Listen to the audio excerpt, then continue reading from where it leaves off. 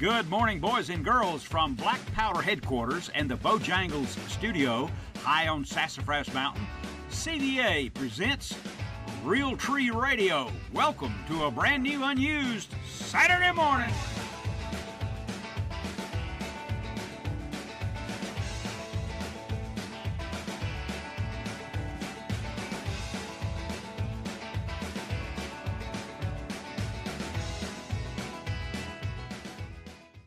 From high in the mountains of North Georgia in the Bojangles studio, this is O'Neill Outside, and I hope you'll be able to join us this morning for a lot of very busy schedule. Welcome to the program, everyone.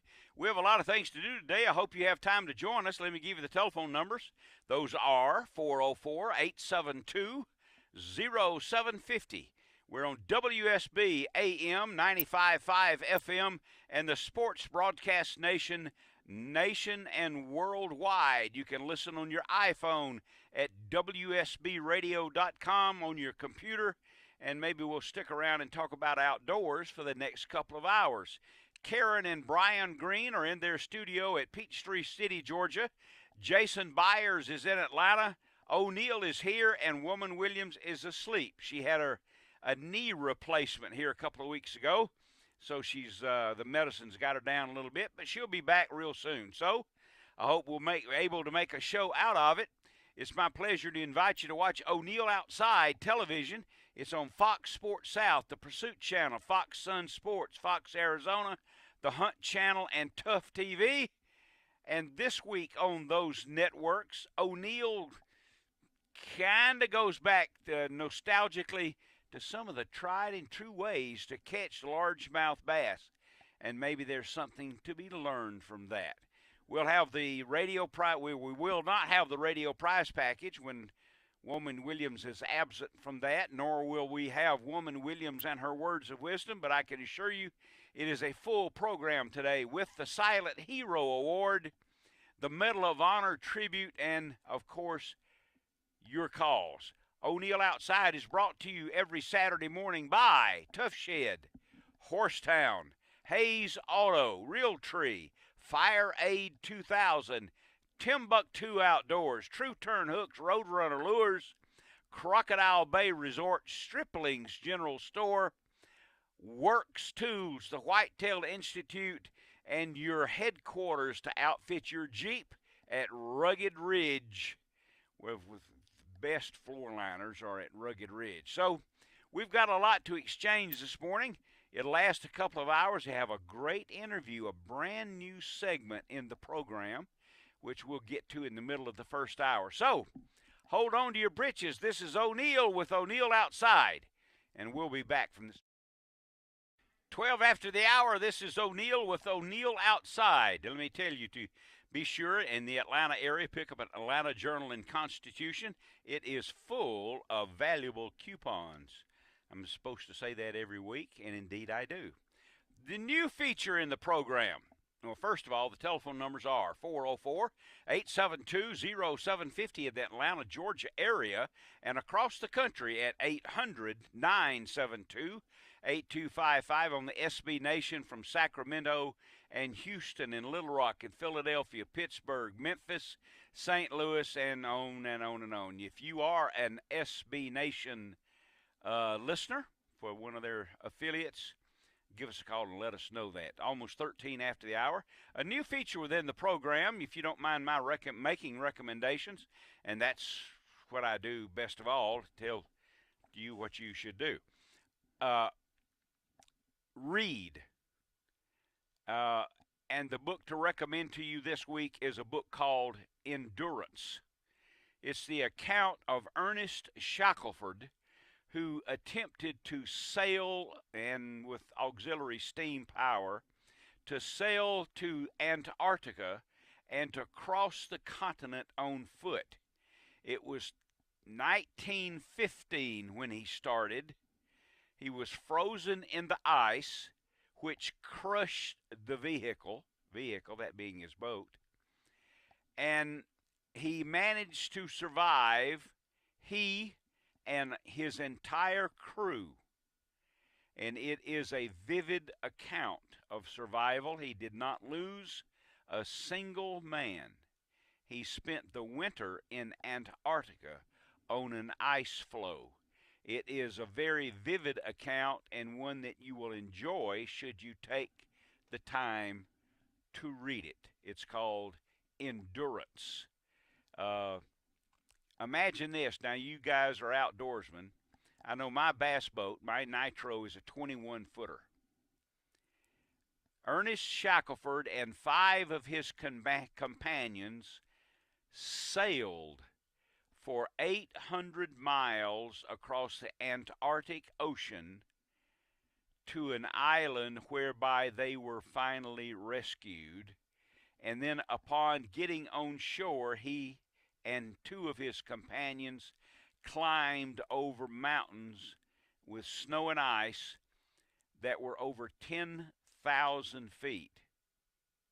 It is indeed a story of endurance. Now think about that. 1919. Pick up the book. Get it on. I got it on an Audible version, and it was very well read. So there you are. Now, one of the things that I got to do this week, Thursday, getting mixed up. I went to a demonstration at a fire station. I went to a demonstration of something called Fire Aid. You know, I've been recommending Fire Aid 2000, a little canister of a we can call it that now, a fire extinguisher.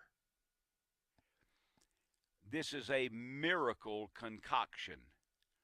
And I tell you this because, like a woman Williams and I do, we have one of these next to the stove, next to the big green egg when we're cooking on the grill, the laundry room, the equipment room. I carry one of these in my truck.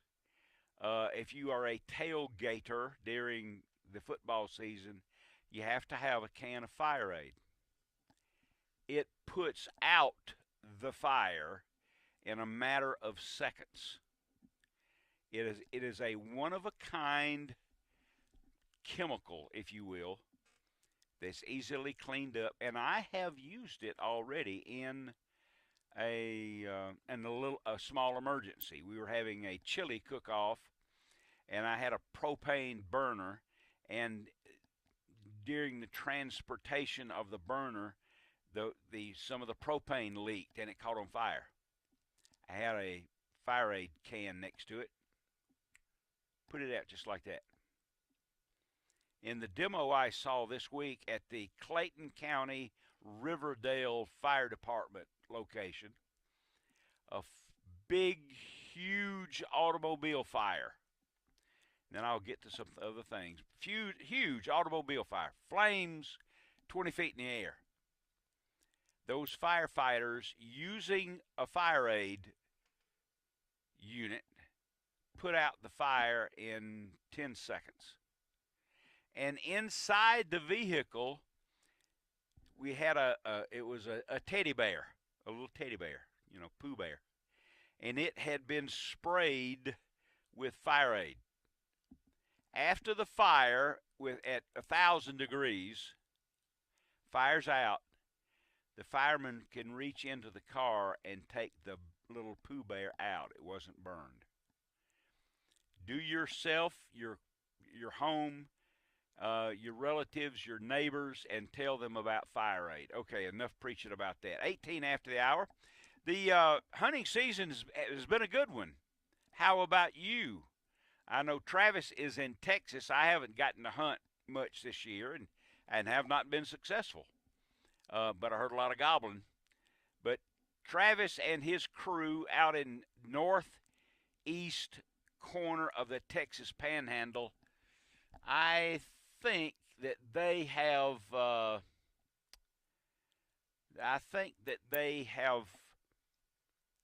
harvested 140.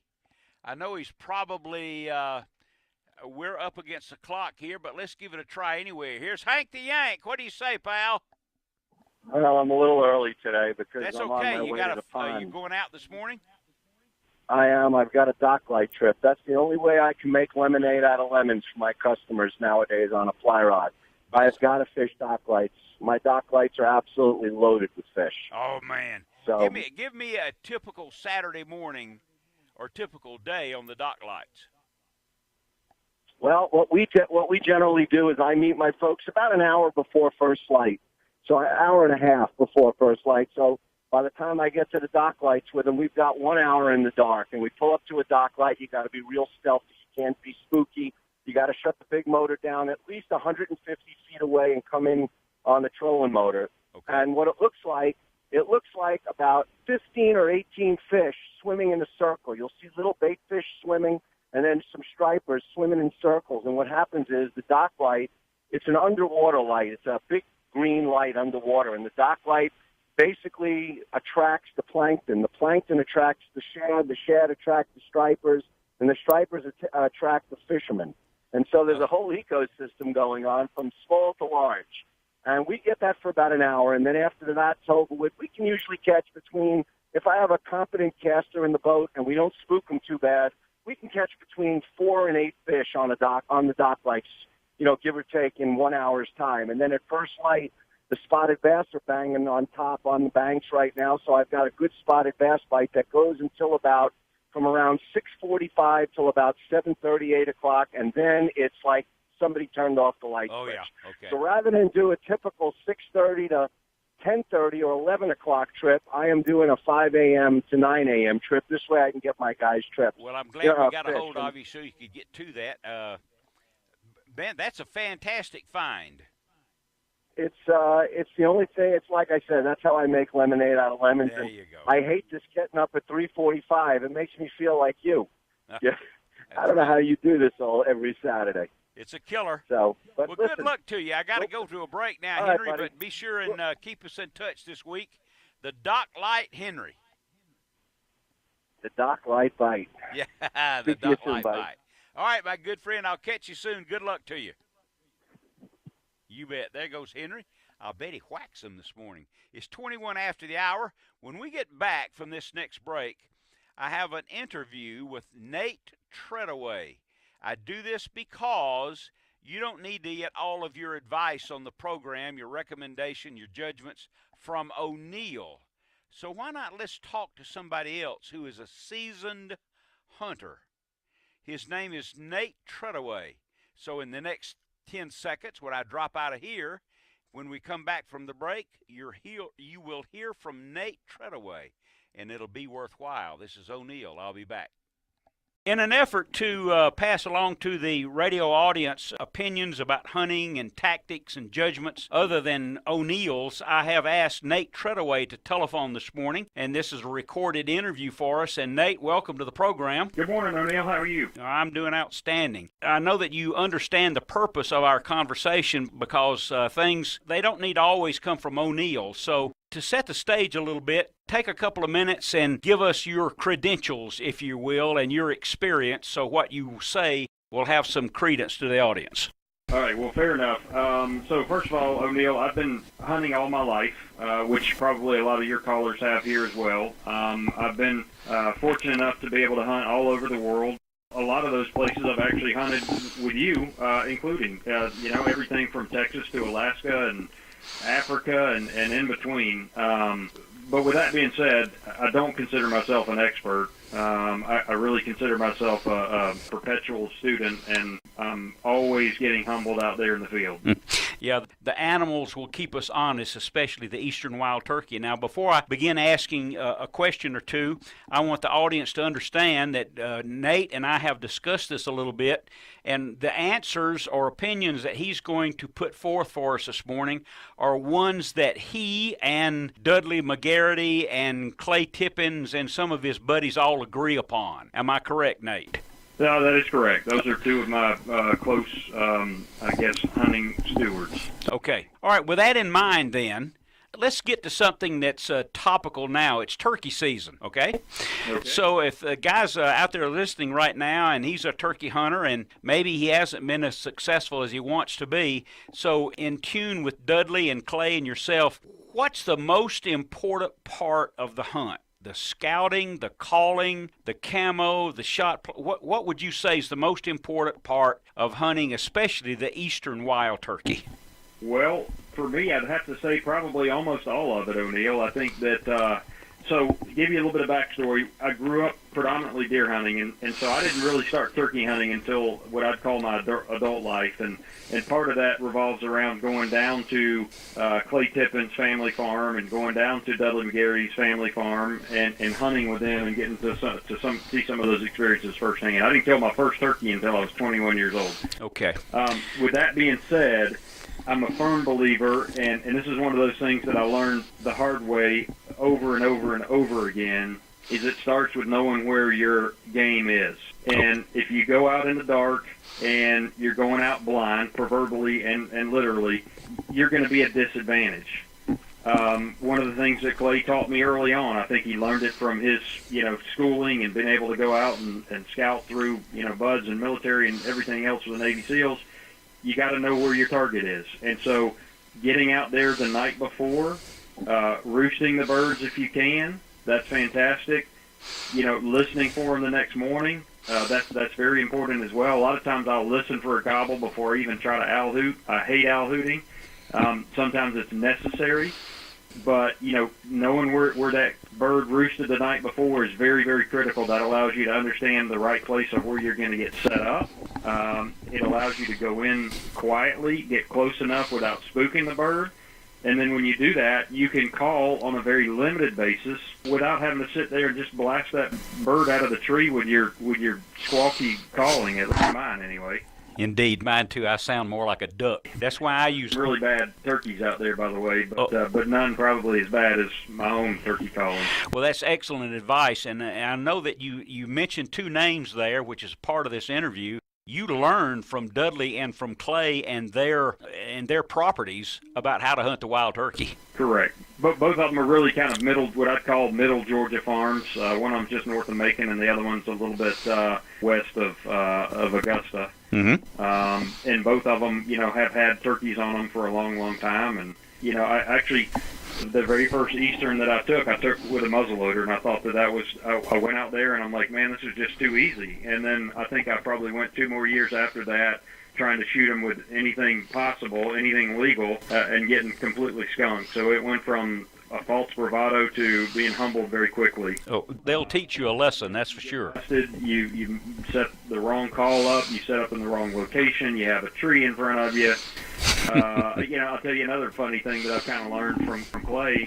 I've always been big on, having my traditional turkey vest, and you've got your seat to sit on, and you've got your box call and 2 slate calls and 3 mouth calls and 5 hooters and everything else, and I go out there with a guy like Clay, and he's kind of a minimalist, and this dude will set up, and I know one time I remember specifically that I got busted because I leaned up against a little tree. I don't know if it was a magnolia or maple or whatever, but it was a real skinny tree. And I think I stuck out like a sore thumb, and part of me thought, okay, well, I got camo on, I'll be fine. But I think what happened is that turkey walked out, and he looked at it, and he goes, hey, there's a hunter leaning up against a little bitty sapling, and that doesn't look right, and I'm out of here. Yeah, the body shape, gotcha.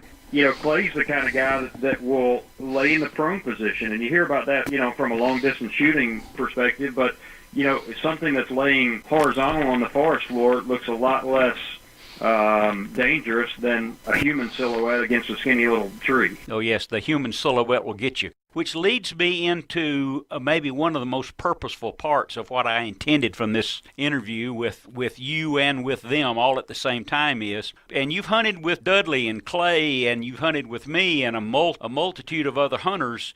What's the biggest mistake that you think turkey hunters make? Oh, let's see here. I honestly think that's probably an easy answer in my part. Anyway, and I think, and I would speculate you're probably going to agree with me, I think it's calling too much. Mm-hmm. And especially for somebody like me that's a bad caller, and it's hard to resist it because you want to strike up this conversation with this turkey, right, and get them to come into you, and it's not in their nature for the gobbler to come to the hen. The hen's supposed to come to the gobbler, right? And so one of the biggest mistakes that I see people make all the time, I make it mistake, I've done it this year myself, is I call too much. Mm-hmm. And I think that over and over again, we got to relax, breathe, be patient, let the turkey know that you're there, and sit quiet and let him get curious. Right. And he may not be gobbling to you every time, but he's going to come try to figure out where you are. Absolutely. Patience kills turkeys. It kills me too because I'm not good at it. Yes, well, I understand. Very few of us are. Very few. Let's get to something a little bit more topical, too, with regards what's upcoming later in 2018. And there's an issue out there right now about baiting deer in the northern zone of Georgia. So I'll let you know how I feel about it. So what about you three guys? How do you stand on that? Okay, so here's my take on it, O'Neill. First of all, I'm an avid sportsman. I like being challenged to the best of my ability. I like to hunt game in a very, what I consider a fair setting. I know this is a controversial topic. This is my opinion. I respect the fact that other people have opinions that are different from this. But personally, I'm not a big fan of it. So number one is the sporting aspect of it. You could certainly argue both sides of it until the end of time and probably not come up with a decisive winner on it. But for me, I think the biggest concern, bigger than that, O'Neill, the concern that I have is the increased potential for chronic wasting disease, CWD. And, people thought of as a disease that was in the upper Midwestern herds like Wisconsin, some of those states up there. But we've had it even as recently as this year as close as Mississippi, which is 2 states away. And for me, that's awful close. And so the question that I have that I don't have the answer to is I understand if I understand it correctly, there's a bill on the governor's desk right now. Maybe it's even been signed. I'm sorry, not a bill, an executive order. Oh. And I believe the governor has signed it. Okay. My question is that something that was done from the sound advice and recommendation of the head biologist, or was this some other initiative that was pushed from some other agenda? And I don't have that answer. All I can hope and trust is that if we're making a decision in that nature, that we do feel like it's not going to have an adverse effect on our whitetail herd here in the state of Georgia. Well, one of the things, and I agree with you 100%, I will always, well, I hate to use that term, almost always go with the DNR. Whatever the DNR says, that's what I'll do. Because they look at things. I mean, what's the purpose of having them, right? They look at things long term. They look at things scientifically, not politically. So whatever they say is what O'Neill does. And that's a safe route to take, I think. After all, Nate, we're not shooting livestock. We're hunting. That's true. You're absolutely right. I know that you've probably, like I have hunted buffalo. I was just shooting livestock. Yeah. That was not a hunt. That was not a hunt. Absolutely right. It's a different, whole different event. I don't even want to call it, Well, that's right. We won't call it a hunt. I understand where you're going. Yep, you bet. Have you got some great hunts scheduled for our state and around the country this coming season already? Well, always going to hunt the proverbial back 40. I think the Georgia's herd gets better and better every year. We see bigger and bigger deer coming out, so I'm going to spend as much time as I can. I think one of the things that I've learned also over my years is pay attention to the rut. That's first, week and a half of November is where it happens, and so I'm going to block off some vacation for that. Spend a little bit of time at Clay's Farm. But additionally, for me, I'm going to actually have a chance to sneak over to Spain on a business trip. Ooh. And punch off one of my bucket list on a Spanish ibex. Oh, aren't you? Hot stuff. And that's probably all that my schedule will allow this fall, other than maybe to sneak off with you down in the bayous. Yeah, you betcha. Nate, thanks for taking the time to speak with us. And does mean a lot to the audience to have someone else express their opinions besides O'Neill. And I want you to know I've been as quiet during this interview as I've ever been with anyone. Well, I'm about to get quiet, too, because I'm going back to bed. Oh, all right, pal. Thanks a lot. Here, I'll see you soon. Have a good one. You bet. See you soon. Welcome back, everyone. You're listening to O'Neill Outside, which boastfully is the #1 live outdoor-based radio talk show in the world. Thanks to you. The telephone numbers are 404-872-0750 or 800-972-8255. Well, what do you think about the interview idea? We'll be doing that in the first hour of the show so that whatever advice that you receive or recommendations or introspection won't always come from your little Irish friend. It'll have input from a lot of guys. Right now, oh my goodness gracious, Let's talk to Don, and Don is calling from. Ocean Isle, North Carolina. You're the greatest guy. What's going on over there? Hi, we finally got some warm weather. Water temperature is coming up some, and the flounder finally beginning to show up a little bit. It's been a tough year so far. Bait fish is sort of hard to find. Hadn't seen much sign of them. So flatfish okay. And you got to run offshore to do any king fishing now. The water temperature out there is still low. So let's see. The kingfish is one of the three fastest in the ocean, is it not? I think so. Sailfish. Wahoo's got to be in there somewhere. So and barracuda and king. Yeah, I know they're fun to catch, and we get them on. You got a tussle on your hands, and if you know how to cook them, they're good to eat. So you betcha. You have to cook them fresh. I'll tell you a story. I have a friend of a friend who he and his wife were in the Keys, and they were taking a boat ride, so to speak. It was a charter, but they were doing it so they could say we went fishing, okay? The lady is sitting there reading a book and trolling. She didn't even have her hand on the rod, just kind of reading a book, and this is your rod. Pay attention. She caught an 88-pound king. Whoa. There is no justice. Yeah, the record for North Carolina is 82 pounds, so Yeah, that's a big fish. So. This one was, I think, 4 pounds short of the world's record for women in that line class. I'll be darned. How's the knee operation for Miss Gail? Well, she's she's fine. The medicine is causing her to have a upset stomach and it's causing her not to feel well. I see. But I had this myself last August, and it gets better every day. She'll be all right. The thing about it is she had that operation earlier in the week, and she was even thinking about walking downstairs that Saturday.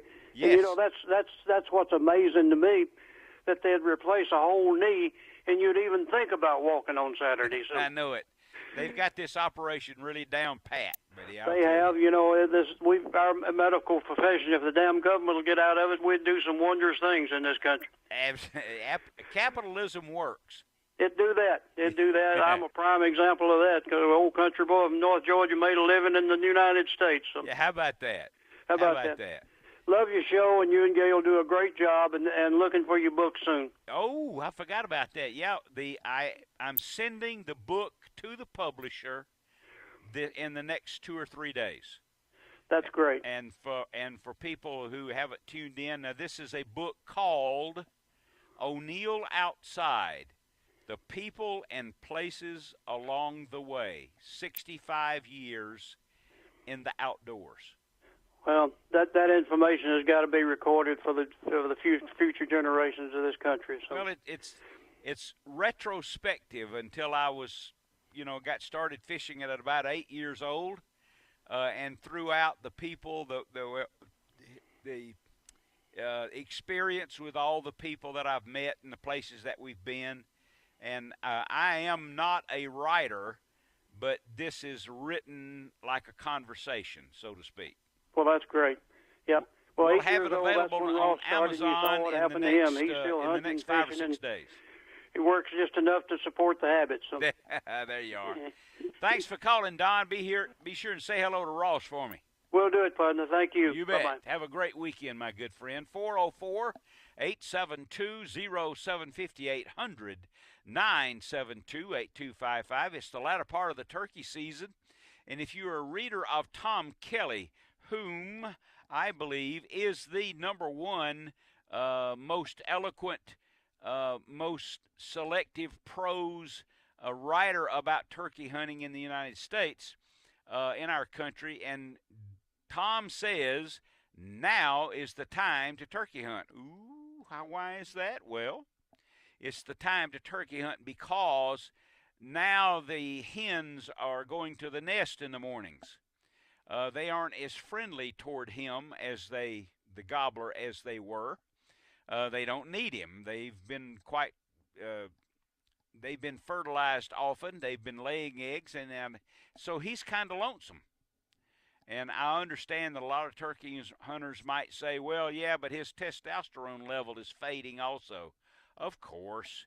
But on balance, and I agree with Tom Kelly, and that is now is your best opportunity. And now your best opportunity is to stay on the stand, stay in the woods, don't leave, stay there all day if you can. If you have to get up and move, don't stay there. Move and then set up in a different location.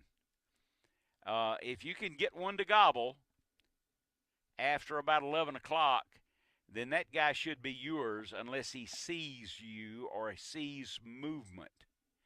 And what do you think about the interview? What do you think about my talking to another turkey hunter in this case? And we'll talk to fishermen as the time goes by, but invariably the answer to my question, and I always ask it of a turkey hunter, a seasoned turkey hunter, what's the biggest mistake the turkey hunter makes? Invariably, he calls too much. Don't fall in love with your own call. I know it's funny. Have you ever been to a turkey convention or a turkey trade show? Oh, man, people just calling like mad. They walk up and down the halls. They call on the showroom floor. The best turkey hunter I ever had the pleasure of hunting with, as I use in proper English, was Roscoe Reams. Now, Roscoe died about 4 or 5 years ago in an automobile wreck. I think he was 82 at the time. And every time I hunted with Roscoe, I was a successful hunter that day. And every time I hunted with Roscoe, the most he ever called was 3 times. He called, and we got an answer. And Roscoe said, he's on the limb. We waited 10 or 12 minutes. Roscoe called. Roscoe said, he's on the ground. 10 more minutes, maybe 15. He called a third time, very softly. And he leaned over to me about an inch. We had built a pine top blind in front of us to cover our feet. He said, after the third call, he said, there he is. Every time I ever hunted with him, and every time Travis ever hunted with Roscoe, 3 calls. That was all.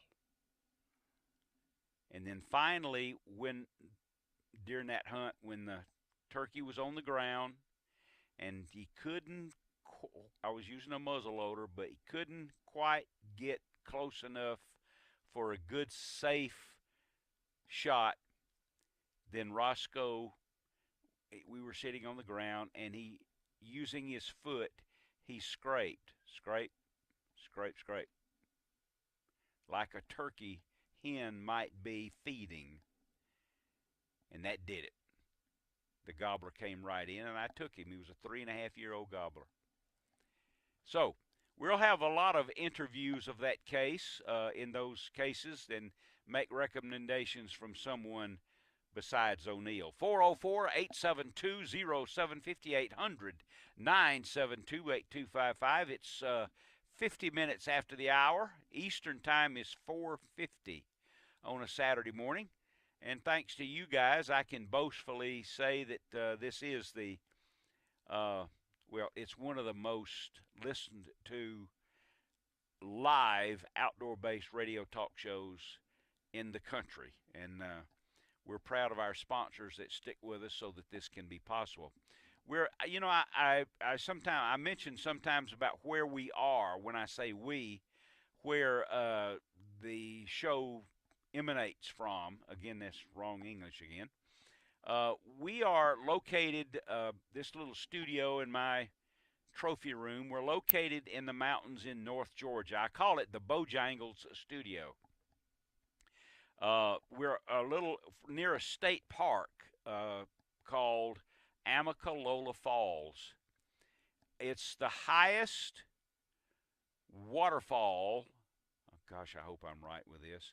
It's the highest waterfall east of the Mississippi River, and it's just right over the top of that hill right there, about 2 miles away as the crow flies, direct shot.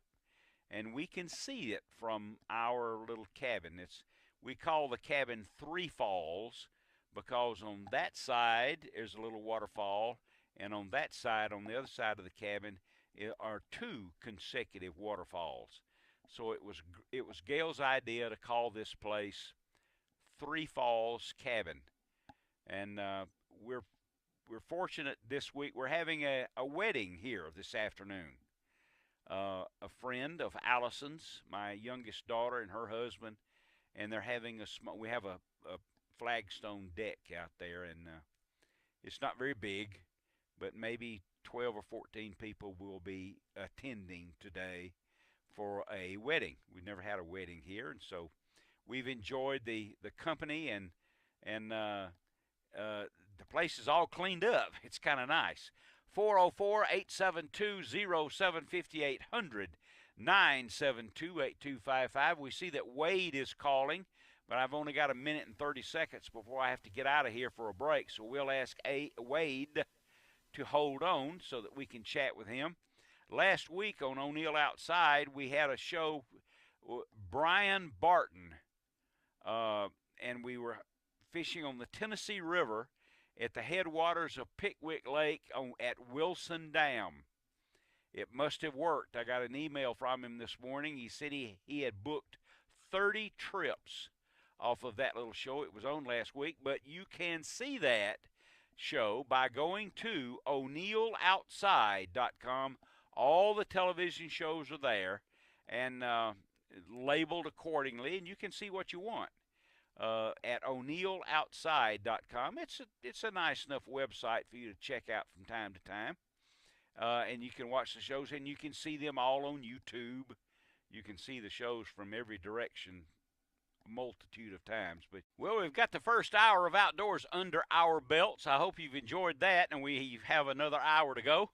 I got to get out of here in a couple of minutes, but in retrospectively, I mentioned a new feature in the program, and I'm recommending books to you. None of us read enough, but the book that I recommended during the first part of the first hour of the program is a book called Endurance, the story of Ernest Shackelford, the fellow who in 1915 set out in a sailboat, and he had some steam power, in an effort to sail to Antarctica and to cross the continent on foot.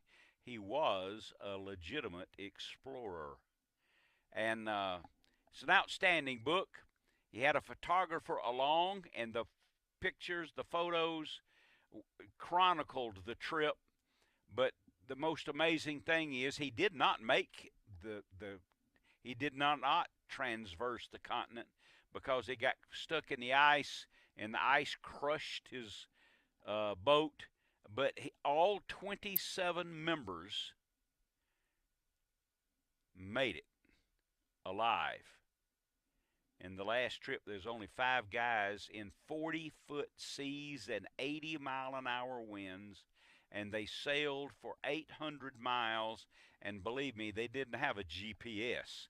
They used a sextant to find their way to an inhabited island. If you have a chance, look up Endurance. And very self-serving, in the next few days, and I'll announce it to you next Saturday, our first book will be available on Amazon, I believe, and it's called O'Neill Outside. How appropriate is that? It's called People and Places Along the Way, and it's I'm no writer. It's amateurishly done, but maybe it'll be worthwhile reading, and I hope you'll do that. We've got another hour of Outdoors. We'll have the Mac Farr Ram Fishing Report, the Silent Hero account, and of course, so many features within the program. Let's duck out of here for the news, and we'll be back.